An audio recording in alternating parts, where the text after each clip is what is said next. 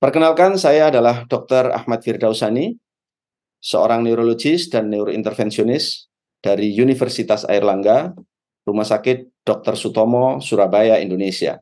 Tahukah Anda, stroke merupakan penyebab utama kematian pada penduduk usia di atas 5 tahun di Indonesia.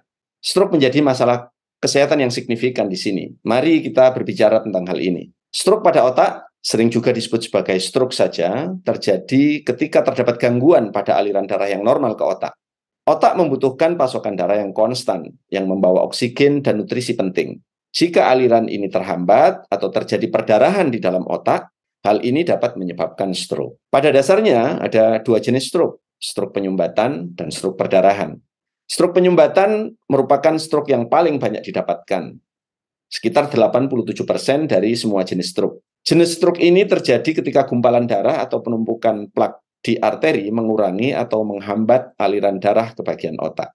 Stroke penyumbatan ini dapat dikategorikan kembali menjadi dua, yaitu stroke trombotik dan stroke embolik. Stroke trombotik diakibatkan oleh pembentukan bekuan darah di pembuluh darah di otak, dan stroke emboli terjadi ketika gumpalan atau serpihan berpindah dari bagian tubuh lain, misalnya dari jantung, menuju otak dan menyumbat arteri yang ada di sana. Tanpa suplai darah yang cukup, sel-sel otak di area tersebut dapat dengan cepat menjadi rusak dan mati, menyebabkan berbagai gejala neurologis dan mengakibatkan konsekuensi jangka panjang, dan dalam kasus yang berat dapat mengancam jiwa. Stroke hemoragik atau disebut juga stroke perdarahan adalah jenis stroke yang terjadi ketika pembuluh darah otak pecah, menyebabkan perdarahan dan mengganggu sel-sel di sekitar jaringan otak.